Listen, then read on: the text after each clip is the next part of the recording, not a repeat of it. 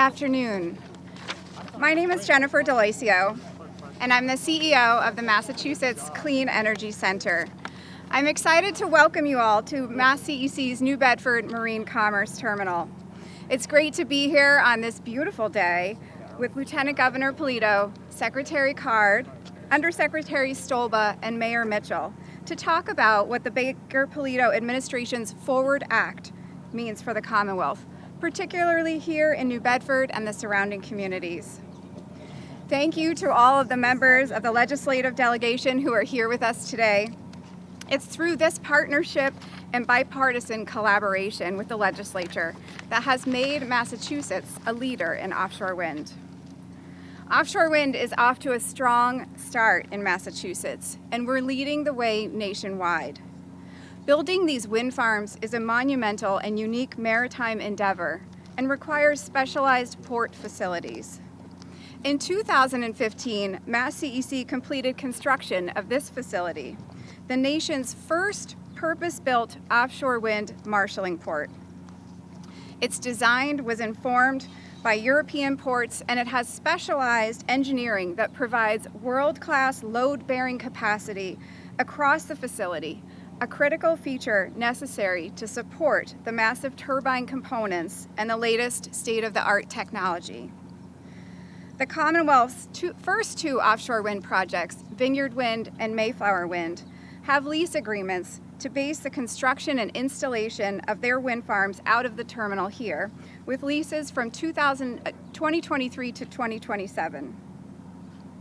Early investments in this offshore wind facility and in Mass CEC's Wind Technology Testing Center in Charlestown secured our place as a Commonwealth as a leader in the offshore wind industry. Beyond this terminal, New Bedford is positioned to be one of the nation's leading ports for offshore wind, with facilities from the city's Leonard's Wharf and the new Foss Marine Terminal just up the way. The Commonwealth has the first mover advantage, but the offshore wind industry is rapidly growing. Wind blades are getting longer. Our goals as a state are to build more offshore wind farms to generate clean, affordable electricity right here at home.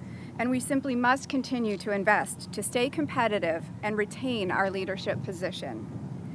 These critical investments in our future are what the Baker-Polito administration's Forward Act will provide. With $3.5 billion of investments, the Forward bill will strengthen the state's infrastructure, create jobs, and invest in all 351 towns and communities in the Commonwealth, including right here in New Bedford, with $68 million allocated for expansion and upgrades to Mass CEC's New Bedford Marine Commerce Terminal, and $11 million for the City of New Bedford for infrastructure and programs to support the offshore wind industry. The Commonwealth's plans for a net zero 2050 future include a minimum of 15 gigawatts of offshore wind energy, and we are on our way with 5,600 megawatts of projects contracted or authorized, and it all starts right here. As the offshore wind industry grows, so too must our infrastructure, including this terminal. Offshore wind is a maritime industry, and the successful establishment of this sector will require the build-out and long-term operations of these highly specialized port facilities. We're excited to push ahead with the growth in this industry and what it means for the Commonwealth and for communities here like New Bedford. I want to thank our partners in local government, in particular New Bedford's Mayor Mitchell. Our success here in New Bedford wouldn't be possible without his support. Since being elected in 2011, Mayor Mitchell has been an offshore wind champion. His vision has been instrumental in establishing the specialized port and positioning New Bedford as a leader in offshore wind. Please welcome Mayor Mitchell. Thanks, Jen. Thank you, everybody. I know a number of you who have followed us right down the street from the new Foss terminal, and much of what was said there could also be said about the role that infrastructure investment can play in energizing an economy. And I want to thank you, Jen, and the CEC for your leadership in that way, national leadership really in evangelizing the offshore wind industry, but also paving the way for really important investment that makes things happen. And our good friend Bruce Carlisle has been at the tip of the spear for a long time in that effort as well. I want to thank, of course, the Bedford Polito administration, in particular, the woman to my right, whom you'll hear from in a moment, Lieutenant Governor Karyn Polito, for all of her efforts in shepherding investment here, public investment here, as well as the support of our state delegation and our city council and everybody who's been involved in this overall effort. And so you ask, well, what is the effort? What's it about? The effort fundamentally is about creating opportunity for people who could use opportunity. It is about creating the right economic conditions that allow for growth and prosperity and for jobs that can allow people to pursue the American dream. And, we just came off of Memorial Day yesterday, and one of the themes that emerged from Memorial Day is that what's special about America is that everybody's got a shot. And in theory, right, the reality is it takes a lot of work to make sure that there's economic opportunity for everybody. And there are lots of places in the United States that have fallen behind. The older industrial cities in America are ones that have to hustle more in an era in which the superstar cities, and we have one of those metropolitan areas in the Commonwealth of Massachusetts, have reaped the spoils of the modern economy. For the rest of us, we've got to hustle, right? We're not part of a major metro. We are a center city here, and we've got to hustle for everything we do and to leverage that which we do well. And what we do really well in New Bedford, frankly, better than anybody, is what we do out at sea. We have America's, and you're staring out at it, America's largest commercial fishing port.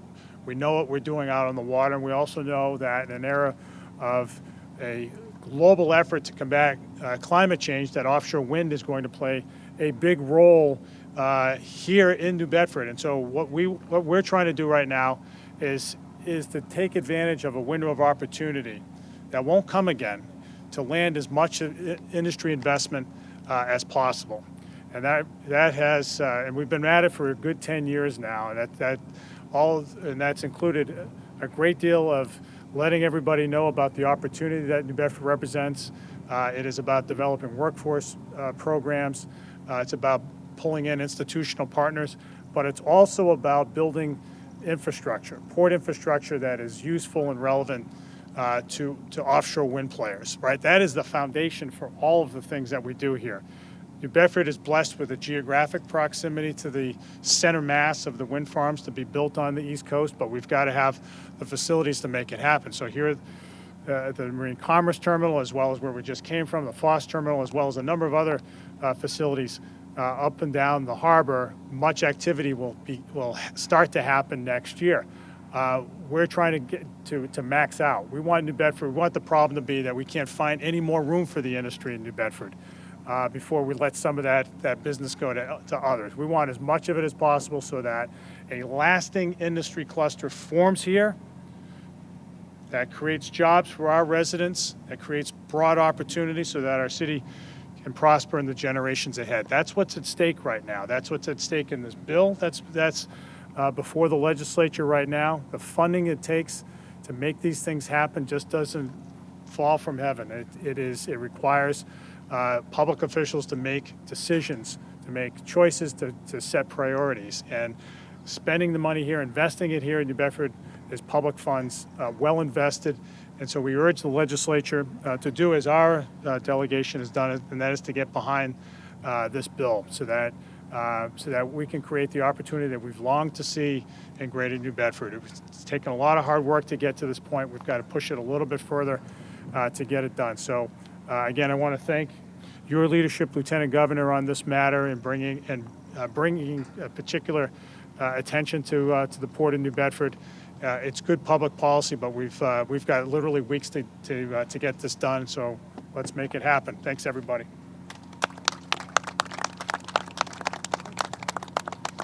Thank you, Mayor.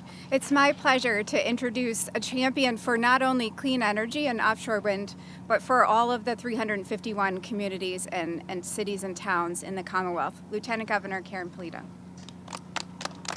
Thank you very much, Jen. Thank you all for coming. In particular, this has been a really great day for New Bedford, and I'm so happy that you could come here, if you're not from here, to appreciate what's going on I want to thank Secretary Card for being here, as well as Undersecretary Stolber, who you'll hear from. And I want to thank this incredible delegation, Representative Hendricks, Representative Cabral, Representative Schmidt, and Strauss. And I know Representative Markey and Senator Montigny called, and Markey was also at this last event. And I want to thank the mayor. This is a group of people, local and state delegation, that have done an incredible job advocating for this region of our Commonwealth. And while, yes, we have 351 cities and towns, we have 78 coastal communities. This part of our Commonwealth has an incredible history, but also has an incredible opportunity, having one of the deepest ports and most active ports on the eastern seaboard. So if you go back to whaling industry, the textile industry, you think about the commercial fishing industry, all part of the fabric and history of this community, and you marry that with the largest offshore wind project now in multiple phases right here off the shores of this community into one place. That's an incredible opportunity. And it just doesn't happen. It happens because you have a delegation and a mayor working together with a common voice, articulating to their colleagues at the State House what their priorities are and why this community needs the support, needs the partnership, needs the resources, and is ready to receive them, and work with the private investors to unleash the full potential of the future here in New Bedford. The reason we're here today is to highlight a bill that Governor Baker filed, which is called the Forward Act. It's our traditional economic development bill, plus, it's on steroids, plus $1.25 billion of ARPA funds. So think, traditional economic development bill. These folks have been very articulate in making sure that the communities here get what they should as part of the economic development plan for the Commonwealth. And then you add in the $1.2 billion of ARPA funds, which will expire. They have a deadline that they need to be committed by in 2024 and spent down by 2026. With their support, we hopefully can marry $2.3 billion of state bond authorization plus $1.2 billion, adding up to $3.5 billion to deploy over the next few years to really build out our economic potential here in Massachusetts, and in particular this region, really support the new renewable energy industry that is obviously taken off already.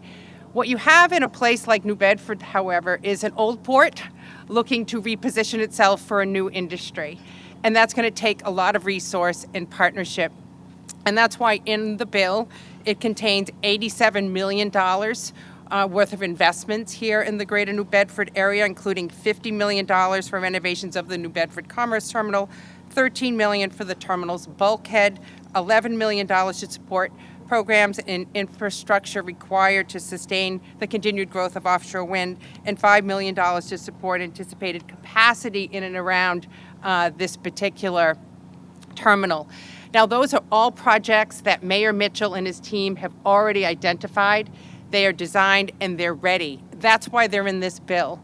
What we've worked on, and you'll hear from the Undersecretary and the Secretary about, is that we've been working with communities now for now 7.5 years.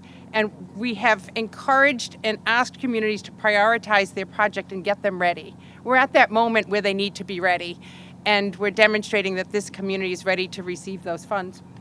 We started what is called the one-stop program, where there's 10 to 12 key economic development programs that the legislature has already approved in the past. And the programs for this particular round are in the One Stop for Growth round. The demonstration of it is that in fiscal 22, we received $303 million of requests, and we were only able to fund about $88 million. So there's a lot of projects that are ready that have not been funded.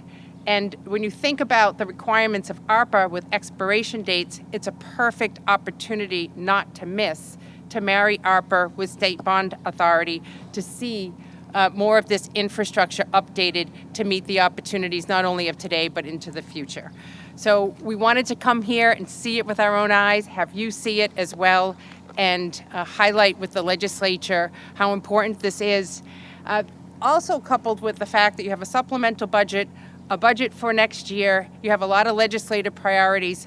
The governor and I and our team didn't want to see a missed opportunity, but really make sure that we're doing everything we can to marshal the resources to continue doing more in this region of our Commonwealth.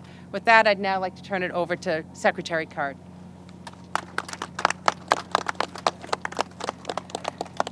Good afternoon. I will never complain about wind at a renewable when we're talking about renewable energy. So it's wonderful to be here with all of you today. And thank you so much to Mayor Mitchell for welcoming us to New Bedford and to Lieutenant Governor Polito for her leadership on the administration's commitment to advancing our clean energy goals. And of course, our partners in the legislature for all of your hard work and support. I am amazed to see the progress that we are continuing to make to support the construction, assembly, and deployment of offshore wind projects. The Commonwealth is steadily approving and building projects that will help us achieve our emission reduction goals and reach a net zero 2050 future.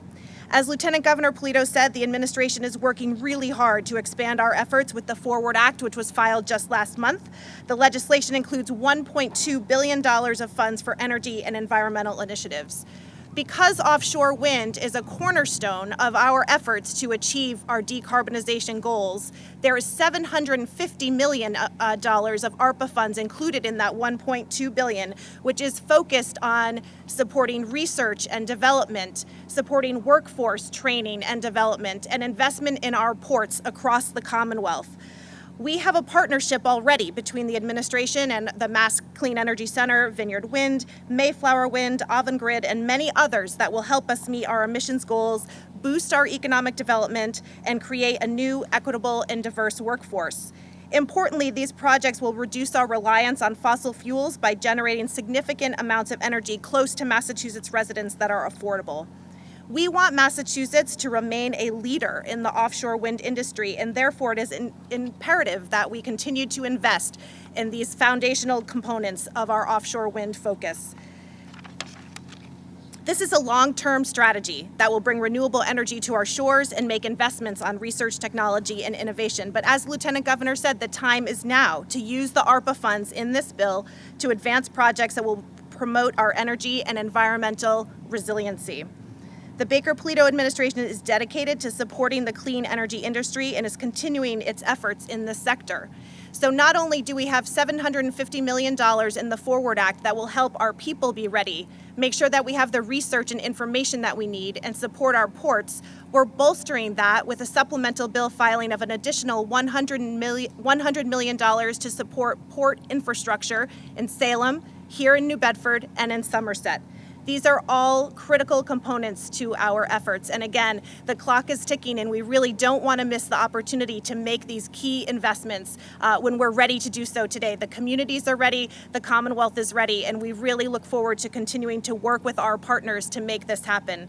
We currently have 4 major offshore wind projects in various stages of development that will bring 3,200 megawatts of clean energy to homes and businesses in Massachusetts and across New England.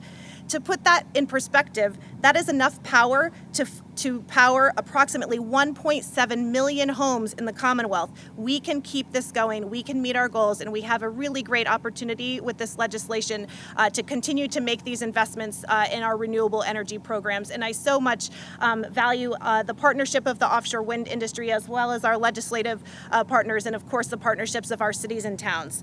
So with that, I want to thank you all for being here. We're looking forward to continuing this work, and I will turn it over to my colleague from Housing and Economic Development, Undersecretary Stolba. Thank you.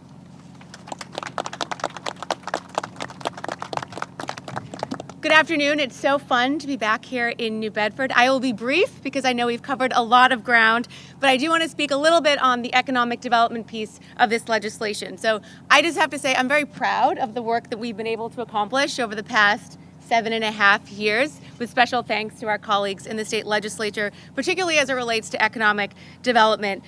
We've released a series of economic blueprints, most notably the Partnerships for Growth. There's 4 pillars in the Partnerships for Growth: rebuilding the housing crisis, building vibrant communities, support business competitiveness, and train a skilled workforce. And those 4 pillars are just as important now, if not more important, than they were when we created them together in 2019. And the forward bill built upon those 4 pillars. So I know the Lieutenant Governor mentioned the Community One Stop for Growth. We're very proud of this program, but as she mentioned, it's very, very oversubscribed. We were here in New Bedford back in December celebrating your MassWorks grant to support West Rodney French Boulevard, and we made previous investments to Union Street, but we want to keep that momentum going all across the state, and that's why we've identified 600 projects all across our 351 municipalities so they can keep up the momentum. I do just want to talk about housing briefly. HDIP, the Housing Development Incentive Program, as you know, many of you know, this program is very oversubscribed. There's a $10 million cap right now,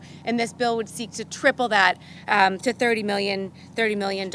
So there's a lot more in this bill that we can go on and on, but I won't. But I do want to thank you for being here, and especially thanks to our colleagues in the state legislature and here at the local level. Thank you for your leadership. Thank you.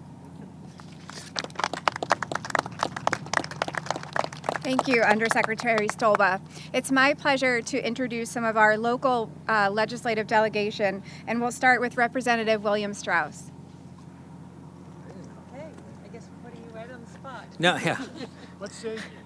No one's going to believe this, but I wasn't expecting to be called. Obviously, the Lieutenant Governor has continued to grace us with her presence here. This is her adopted homeland down on the South Coast, and we've seen the benefits of that in so many ways around here. Without getting into the nitty-gritty, everyone knows we had the first phase of the ARPA legislation last fall to send money to the communities as a result of the federal legislation, and we're on what doesn't to many seem like a tight schedule, but it is a tight schedule in terms of our need to identify projects and commit the balance of the ARPA funds available to the Commonwealth within a timeline that gets them committed and gets the projects underway. We have our legislative schedule, and as the Lieutenant Governor has said, we've got an economic development bill coming, a supplemental budget.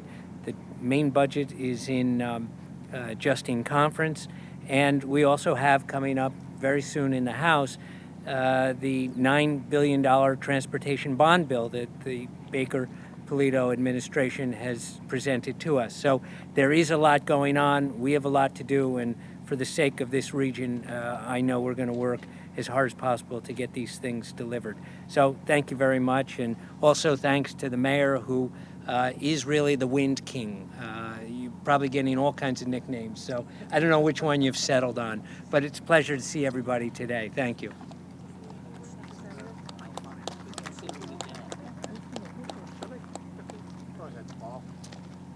Please welcome Representative Paul Schmidt. Well, what a great opportunity to say thank you, which is how I'm going to use my few moments. And I want to thank my colleagues in the legislature. I want to thank the mayor, but I really want to take the time to thank the Lieutenant Governor. You have been a remarkable partner in the last 7.5 years. And when I think particularly about what has happened to wind energy, 8 years ago, I think we all thought of it as something that worked in Europe, and somehow they had made it work over there, but it surely wouldn't work here. And now, all of a sudden, we're talking about something that can, did I just hear it correctly? That our present allocations could heat, light 1.7 million homes in Massachusetts. Unbelievable. But it is happening, and Lieutenant Governor Polito, you've been such a great partner in all of that, that as I said, as I began to talk, I'm going to take my few moments to thank you for what you've done here. Thank you.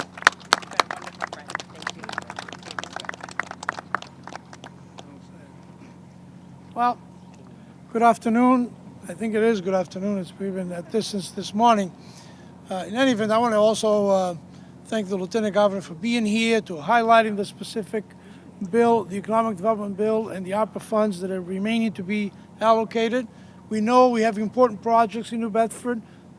The mayor and the city has identified shovel-ready projects that I think we can work on. And what I can tell you is we're going to fight every day until the end of this session to make sure New Bedford gets its fair share. We can get every single dollar we can get out of both the Economic Development Bill and the ARPA funds that need to be allocated. Yes, offshore wind is absolutely important. The commercial fishing port here in New Bedford as well. So we're going to really work together. It's great to have this kind of a partnership both between the city, the governor's office, in particular the lieutenant governor's office, and the legislature. I think we can accomplish these things, and the goal will be to us to focus. We have some work to do between now and July 31st to make some folks focus on what's needed for New Bedford. But I can pledge that we're going to work every single day to make sure that we get our fair share, that we get what we need in order to move forward and move economically in terms of our city and the citizens, and the opportunity for those who live in this city to make a good living. Thank you.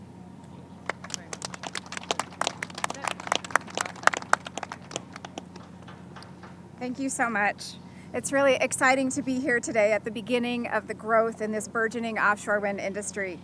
Funding for port infrastructure, like the funding we talked about today, to support and sustain the offshore wind industry is critical to our success. Our success is hitting our offshore wind energy goals and benchmarks on the roadmap to a net zero future. By just 2027, which is a short 5 years away, we will have 5.6 gigawatts of wind energy. That's one of the most impressive goals in the nation, but it's entirely achievable if we act quickly. That's what the forward legislation allows us to do. We can act right away on plans to expand this terminal, to expand the wind turbine testing center in Charlestown, and many of the other infrastructure needs that have been outlined in the Act. Make essential upgrades to our grid, find clean transportation alternatives, and decarbonize our buildings. Thank you so much for being here today. Thank you.